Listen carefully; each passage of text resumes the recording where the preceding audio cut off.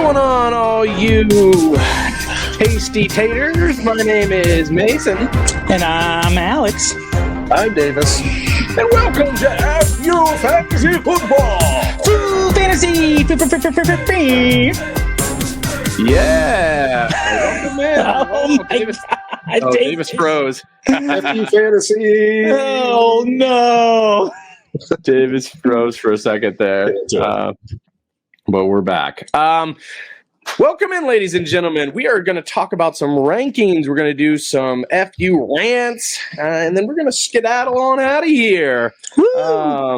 But I will say our rankings were pretty close for the first time in a while. It was harder to find discrepancies this time.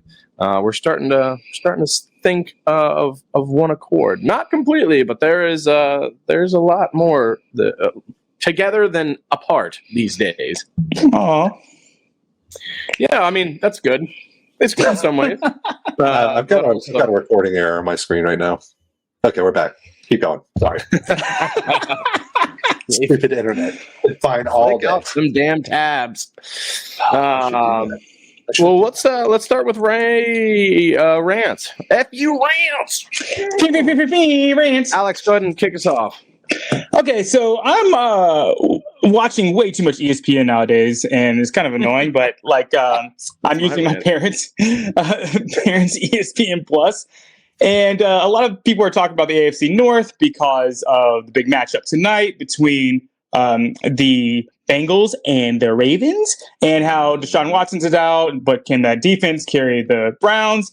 And everybody's just not really talking about the Steelers. And I don't really understand why, because you have one of the best coaches in the NFL, and they lost TJ Johnson for 4 games. They've lost Freiermuth for like the whole year. They lost Cam Hayward for a lot of the games. They've lost Keanu Neal for a lot of games. They've not been healthy all season long, and they're still undefeated in the AFC North, and they're 6-3. And if the Ravens lose tonight, they are on top of the division, and nobody's talking about them.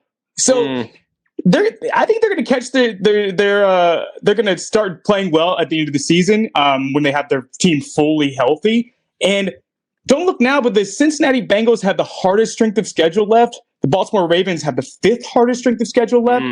And the Steelers have the 17th most difficult strength of schedule left. So watch out for the Pittsburgh Steelers.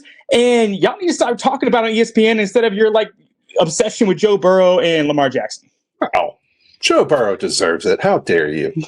Oh, yeah, he does. But talk about other people too, besides the Cowboys, Joe Burrow, and LeBron James. Yeah, true. The only thing with that is isn't there a point discrepancy? Aren't they negative in points discrepancy over the course of the year? But I see that as a good thing. You're completely injured and you still find ways to win games. Oh no, it's definitely impressive, but it's not a real good selling point to talk about. What I mean? Yeah.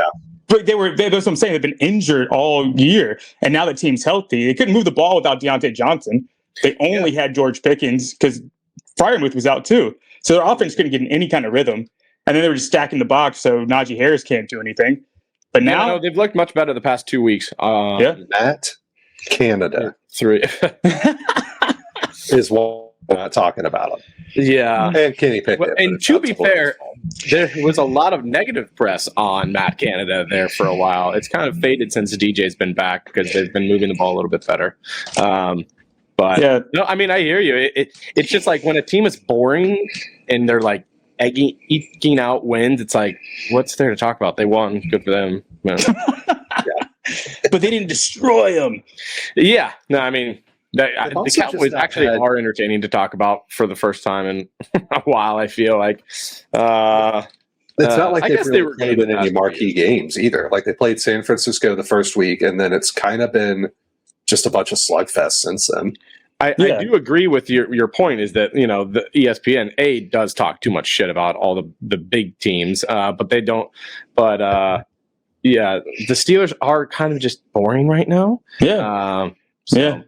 They've always been boring, sort of, well, except for that Antonio Brown era. That was a lot of fun. But yeah, they're healthy now, and they got an easy strength of schedule. And Kenny Pickett leads the league in fourth quarter comeback. So, dude, that is wild. Which is, you don't want to be in that position. It's not a place you want to live. You don't want to live in the gray, but it's not a bad thing that you've done. You got to win somehow. That Davis, go ahead. What's getting your gooch? I was just going to say that the Steelers have an opportunity to steal a few more wins on down the track here. I hate you. Yeah. I was really hoping my internet cut out for that. So a little bit. Here's what we've got, guys. We've talked a lot about my Saints, and I'm just sad about them. It's a bye week, and there's not really any hope for improvement. Michael Thomas is out hurt. Marshawn Lattimore's out hurt. Weird. Yeah. Well, Lattimore's healthy. Stop it. Usually healthy. He missed 8 games last year? He's missed 2 games in his career or whatever. But going into the bye, you look for hope and you look for we just got to turn a couple things around and we're going to be in business. We're still atop of the NFC South. And going into the bye, it's more like we got to figure out how to communicate with each other. We got to get the offense all on the same page. It's a lot of stuff that's like, this should have been nailed down in the preseason, guys. So it's not a whole lot of fun going into the bye with no hope, even though you're at the top of the division, because the division is so weak. Looking at you, Carolina Panthers. So that's my rant. It's sadness. I'm just sad today. That's all. Yeah. Lattimore played 7 games last year. How did he do the rest of his career? I'm just saying, he does get hurt. He got hurt last year. Everybody hurts. All right. Well, I'm gonna rattle off the Cleveland Browns. They lost Deshaun Watson to a broken shoulder, and he's done for the year. DTR. No one's upset about that. But what I think is interesting is that they're still very much in it. I think they're third in the division, but everyone in the AFC North has a winning record right now. And they are starting Dorian Thompson-Robinson over PJ Walker. And I just think that's very odd. I guess they're trying to see what they have in him, but PJ Walker won them crucial games to keep them in this division. I just think it's odd that they're going to this guy when PJ's kept them afloat while Deshaun was out. It's very strange. They won against the fucking Niners with PJ Walker. He wasn't doing anything spectacular, but they grinded it out and won. So I'm very confused why that happened. They're just giving the reins to Dorian Thompson-Robinson. The Browns are making weird moves and weird. I don't think it's weird at all. I think it makes way more sense. So PJ Walker came in. I believe that was the game that Deshaun went out after 5 snaps, right? Mm-hmm. And that's your hey, we got to get somebody off the bench. Go out here and not kill us. Mm-hmm. DTR is much more like a Deshaun Watson type, where he's super athletic. He can run. He can sling it. Yeah. He did great in the preseason. If you remember, I think he played 2 preseason games for him, and people were like, what is this guy doing just living on your bench? In fact, I think that's probably why they traded Josh Jacobs. So I think if you're looking to keep your offense going, it's similar to a Tyler Huntley in Baltimore situation where it's not the same guy, but is he going to do similar things? Kind of, sort of.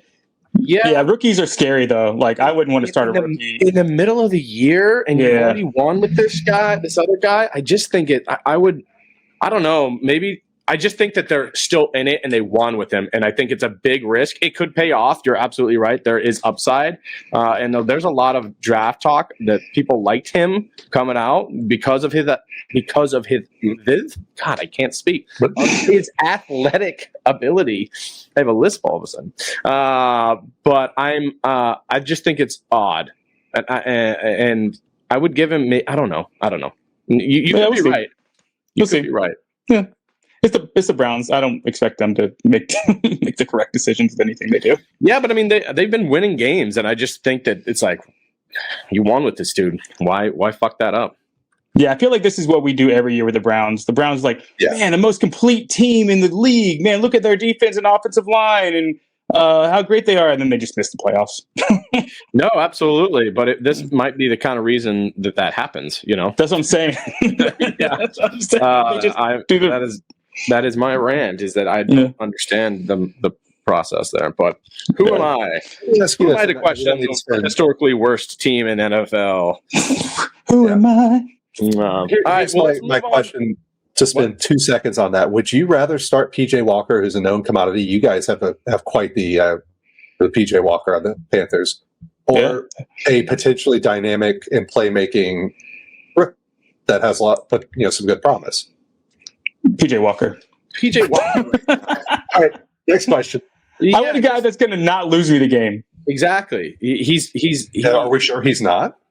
Well, because he's already won. He's won a game. Sure, he won this year. Games. You guys cut him. He won games this year against the San Francisco 49ers. I don't end of debate for me. I throw the guy in. Yeah, you want to be the team that has the elite defense. You run the football and you don't turn the ball over. Yeah, that's what my opinion is. But PJ Walker is not a great quarterback. His average depth of target is sometimes behind the line of scrimmage, but they won them games. So we'll see. I'm notice that too, because everything you said I thought made sense until just this very second. Dude, what's crazy is that they had Josh Dobbs. 5 interceptions for us fumble. And Davis, you got to close some tabs out. Yeah, you're you guys are lagging for me. I don't know what else I can do here. Do you have a Chromebook? Because I had to get rid of mine because it was crushing me. That's my other rant. Fuck you, Chromebooks. There's a reason they're giving them away free with your price back. Yeah, right. I don't know what that was about, but anyway, PJ Walker, 6 total turnovers to 1 touchdown in the 3 games he started for the Browns. That's losing games. There you go. There you go. Well, we'll find out on Sunday. Yep. Yeah, our rants combine. You are Captain Planet. Steelers and Browns. All right, cool. Let's go to rankings. Yepper. We are going to start with the running backs, and let's jump off the gates with Devin Singletary. Ooh. Alex has him as a top 20 play. He's got him at 18. Davis and I are a little bit more hesitant. We have him at 28 and 27. Alex, defend Singletary. So I'm completely in love with CJ Stroud and this Texans offense like the rest of the world. And this is all predicated on Dameon Pierce missing, which it looks like he is going to miss again. So you got the Cardinals, which is an excellent matchup. So you're probably going to be near the goal line a lot, and he's going to get 90% of the carries. Who else they're going to give it to? Mike Boone. So I think it's just a volume play more than anything, and a great matchup, and they're at home. So I think I might be too low on them at 18. You're looking at they're going to be playing with a lead, so you might have 25, 30 touches this game. Yeah, I hear that. Is Dameon Pierce officially ruled out? Because last I looked, I don't think he was. No, that's what I said. It's predicated on him missing. It looks like he's going to miss, but he hasn't been officially ruled out yet. Okay. I haven't looked at the practice report today. Yeah, I'll do that right now. Got to look at it. I'm looking at it. I had it up, and you guys told me to close tabs, so I can't do that. I'll look it up. Still not practicing as of 41 minutes ago, so that's not good. So that definitely helps your argument. I'm more just like this. Last week he looked great, but it was also a really good matchup. And this week also a good matchup, so they could lean on him again.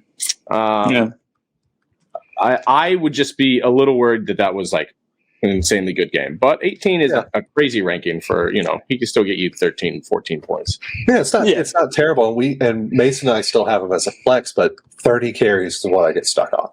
Yeah. That's a lot of carries. Even averaging 5 yards a carry is fantastic. Love it. But 30 carries is not typically replicable. Unless you're playing the Cardinals. So I am in the camp that's more of a one-off than a trend. Yeah. I'm going to rank him until if he does it again, then I'll eat crow on that next week for sure. Absolutely. Yeah. Well, then the next week I won't do it because Pierce will be back and they'll start splitting again. But yeah.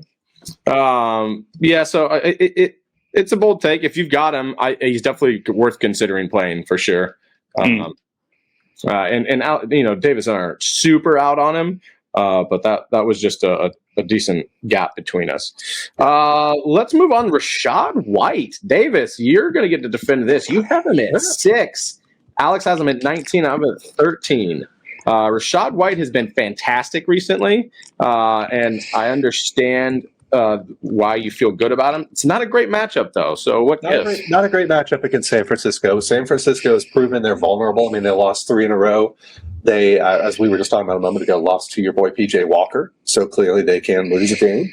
Yeah. And Rachaad White, frankly, is the focal point of that offense right now, along with Mike Evans.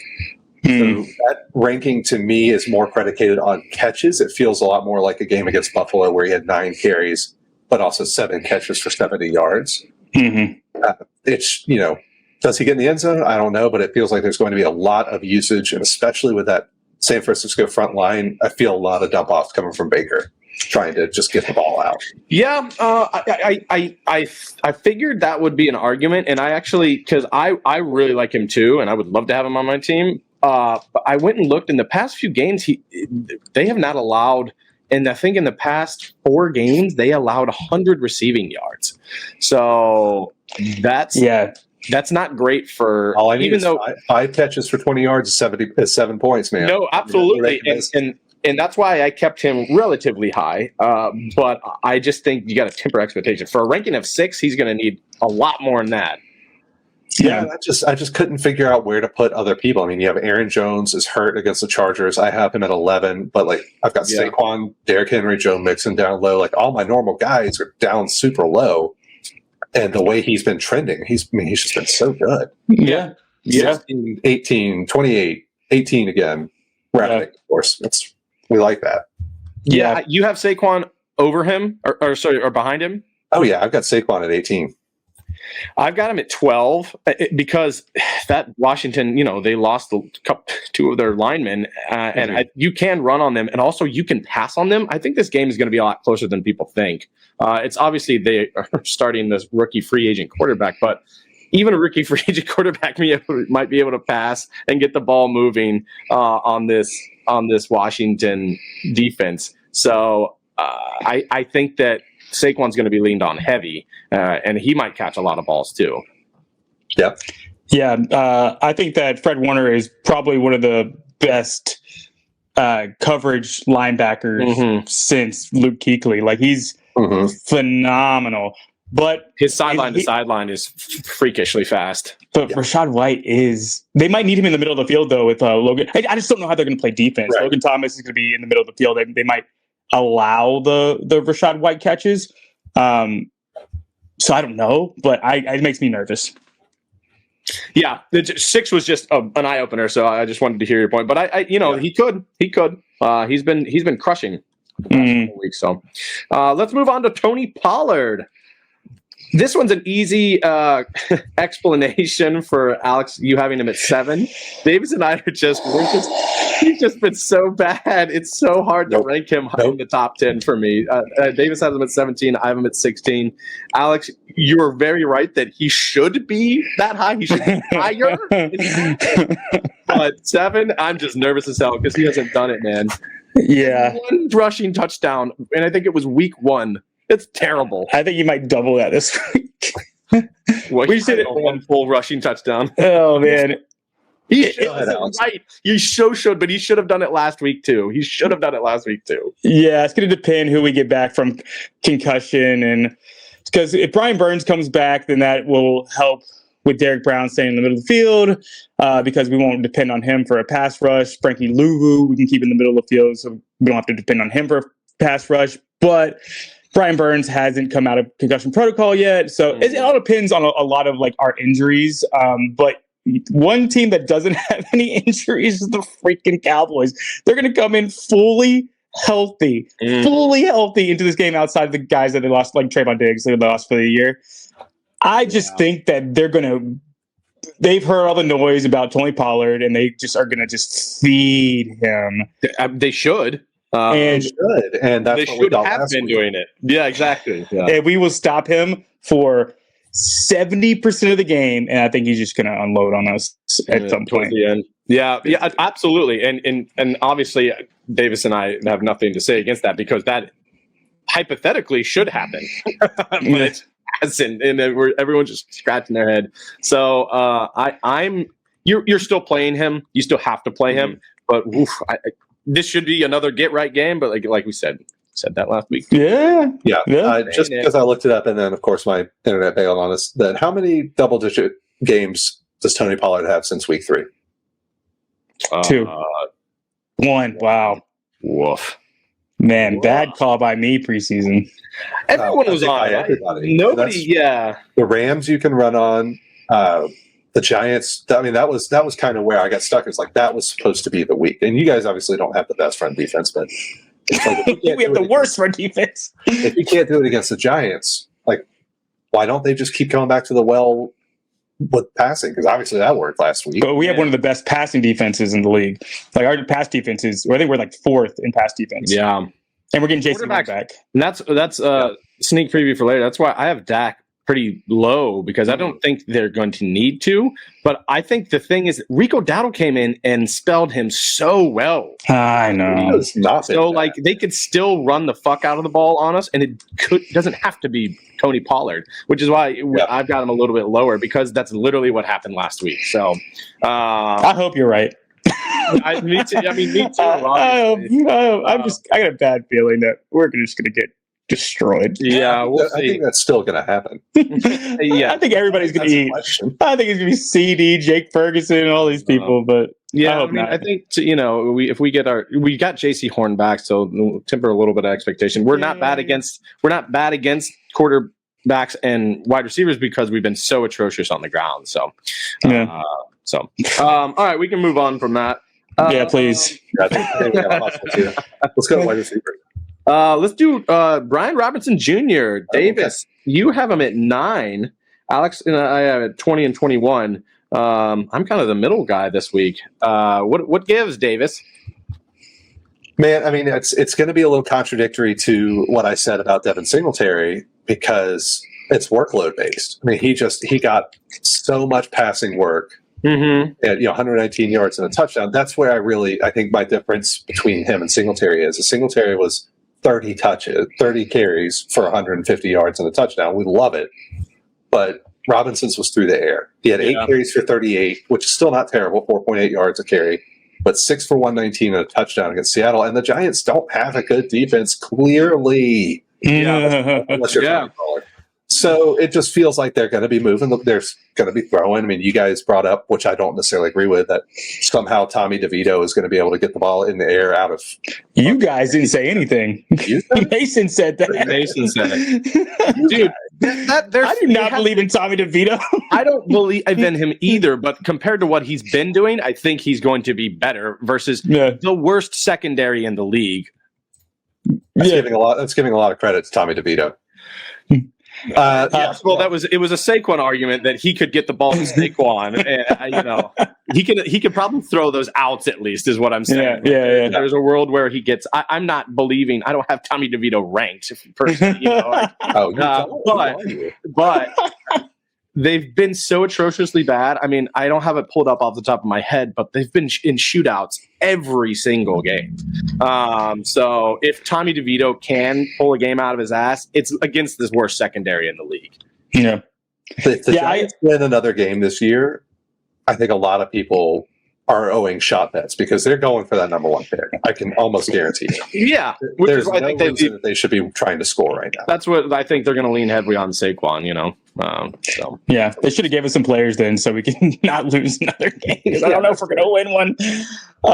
My only concern about Brian Robinson is that he's losing snap share.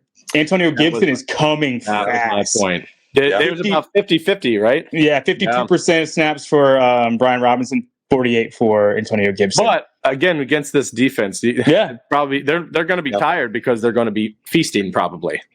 yeah. In theory, it'll be a blowout and they'll be running the ball towards the end, and they won't be using Antonio Gibson in those situations. I can definitely see, and Brian Robinson's RB1 last 2 weeks, so I could definitely see RB1 getting some garbage time points just because they're up so big. We all have Gibson decently high. I think I've got him at 30, which is too low. We all have him at 30 and 31, so we're all kind of right there. There's a world where he could be higher, so he's not a bad like flex play for sure in a deeper league. But if you're in a tight spot, if you are in a tight spot, yeah, for sure. All right, let's move on to wide receivers. First off, Davis hates Hollywood Brown. I do. 41. Alex and I have him at 20. Alex has 22. I have him at 25. Listen, there's a lot of thought going into that. Primarily, I don't think I meant to put him there.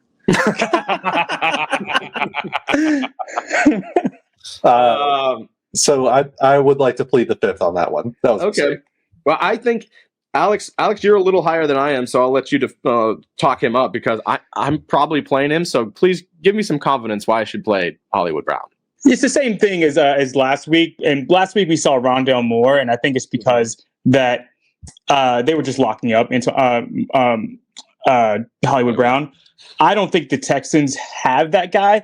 I think that Stingley Jr. is going to be back, but I don't think that he is like a shadow guy. I think he'll probably just stay on Michael Wilson out of the X. I think this will be a fairly big Hollywood game as far as volume it catches. And I think that Rondale Moore might have been a flash in the pan, and we might have used Fab to pick him up for no reason. Yeah, he barely overthrew him. That was almost beautiful catch that he had in the end zone that he dove. He put a fantastic effort to try and catch that ball. So I'm hoping they get right in his second game back. So I have him at 25. I'm probably going to have to play him. I've got a bunch of guys that are just cusp wide receiver twos that I'm just terrified I'm going to choose the wrong one. But all right, let's move on to DJ Moore. Alex, you have him at 26. I have him at 18. So I guess I have to defend myself on DJ Moore. This is a matchup-based thing. Fields is coming back this week, and I like the matchup against Detroit. I think they're going to get right back on where they left off, and they were humming together. So he had eyes for pretty much only DJ. He and Cole Kmet, I think, both have decently big games here. I'm sort of worried about because I follow a lot of doctors, and they said it's a true like thumb dislocation that he should be having surgery, and they don't know why he's not having surgery because like if you dislocate your thumb, you have to tear ligaments, and the only way to repair that is to have surgery on it. So it's more of a temper expectations kind of thing because you kind of need your thumb to throw the football. And it's not like a break. You're like a break, you can heal pretty fast. But for sure, a ligament, that changes your whole throwing motion. So I'm a little worried about the throwing of the ball, not the fact that DJ Moore can easily get open on this on this team. And, he might be sailing some, but they, in the first couple games, he was getting balls close to the line of scrimmage. And I assume they're going to do that and try and get him fed, within 5-10 yards on the outs and slants and stuff. So it might just be a volume thing. You still have him as probably a flex play. But I guess you're like right outside that wide receiver too. So he's a flex for you. Exactly. And that's like usually those guys where I have them ranked. Like I have Chris Godwin right beside him, Deontay Johnson, Corliss. They're all volume guys, exactly. But they have quarterback problems for the most part. Yep. I hear you there. All right, let's move on to Calvin Ridley. Alex and I have him at 34. He has him at 32. Davis has him at 39, which he joked at the beginning of the pod is pretty high for him. I'm high on him this week. He's one of those other guys I have on my team that I'm just praying. I don't know if it's between Deontay Johnson, and Hollywood. I'm like, who the fuck do I throw in? Probably not Ridley. I don't have those him in guys right now. I don't have him in right now. But it's still just like, man, the upside is just always there, and it's so tantalizing because he's got a good matchup this week. Mm-hmm. I don't know that the problem is all him. Oh no. Yeah, and I think the conversation is starting. So I'm not first to this, but we need a little more out of Trevor Lawrence. Mm-hmm. We need a little bit more. Yes, we do.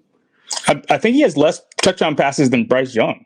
I think he has 7 touchdown passes. He has less than 3? Oh, how many? I got him. I believe I heard this stat, and I mean, this is easy one to find. I think he's ranked 21, QB 21 on the year.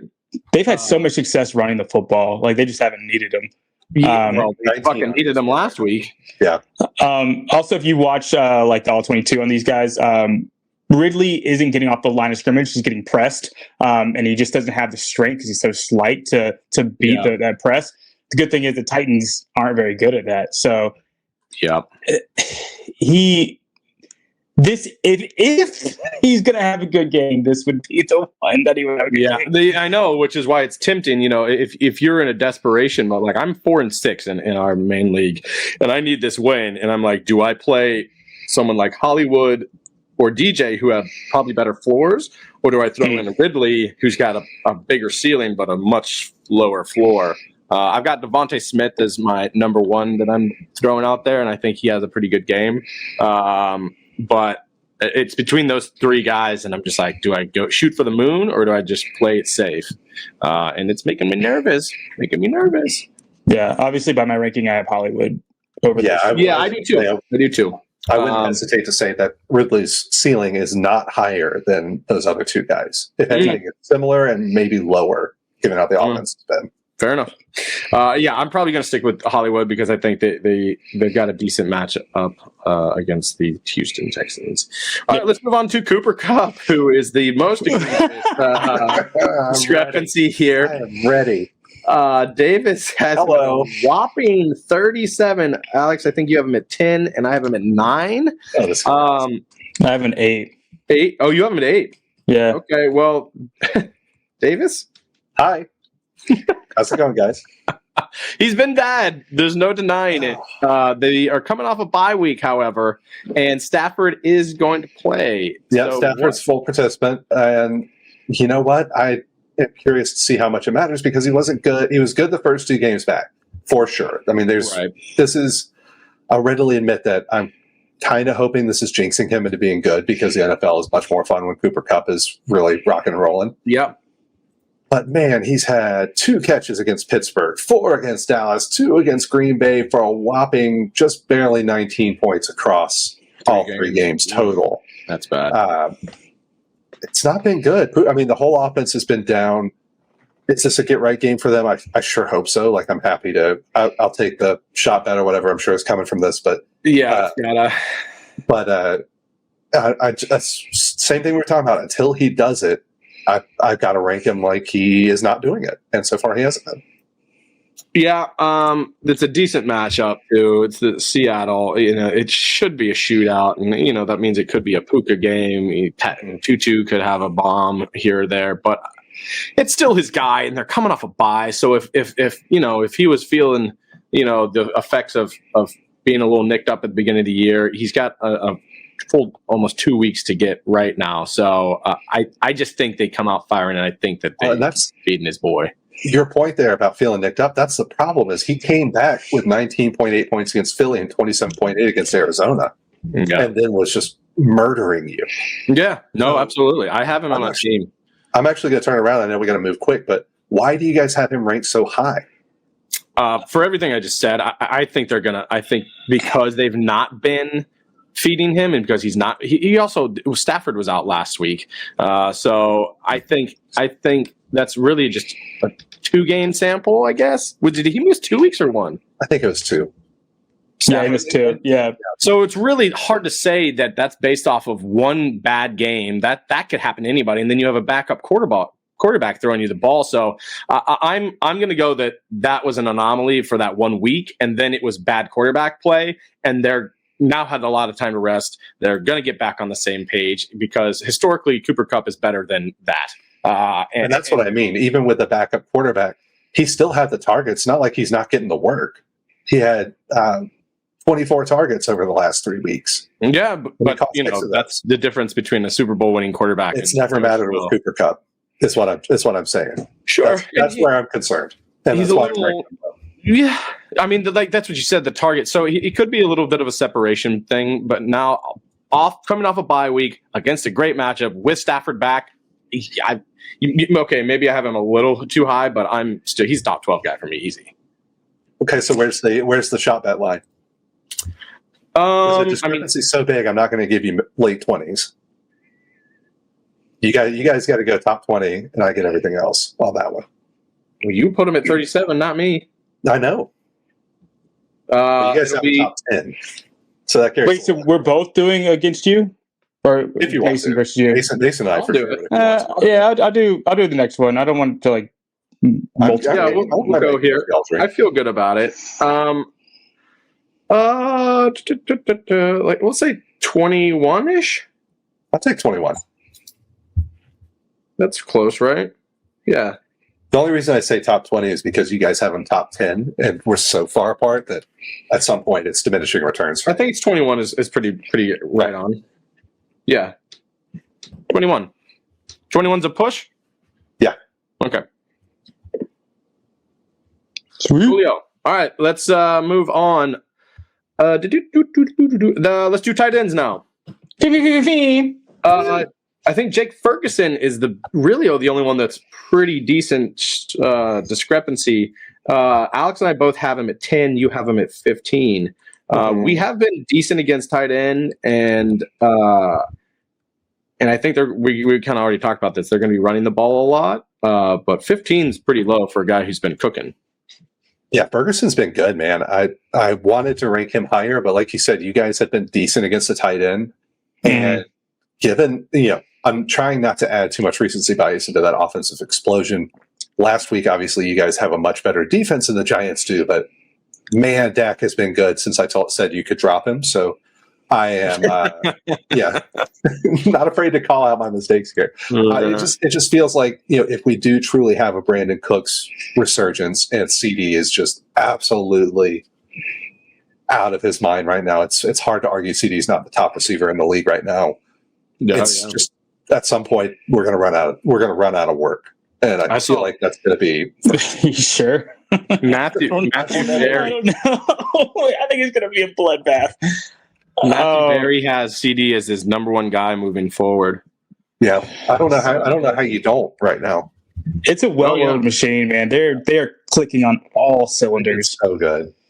Yeah, which I like as far as I picked them to win the Super Bowl, but I hate because we're playing them this week. It's hard for me to rank any of those players outside of the top 10. That's fair. As far as the top, Pollard, CD, Dak, and Ferguson. But you're right. We are going to get a tight end, and Ferguson should not be good. But and a lot of it too was I don't know who to put him above, because I have Tyler Conklin at 14. Buffalo's not very good against the tight end, and he's been playing great. I have Njoku at 12. He's been playing great. Musgrave has a good matchup against the Chargers. Cole Kmet against Detroit at 10, and then you've got your standard top 10 guys. I didn't know where else to put it. Yeah, I hear you. It's not the craziest thing. He's just been so good, and there's a decent amount of decent tight ends out, and there's a lot of injuries. So that's pretty much the only one that we're far away on. All right, let's do quarterbacks real quick. I got to get out of here. Let's talk about Josh Allen. Davis has him at 11, and Alex, you have him at 5. I feel like 5's pretty high.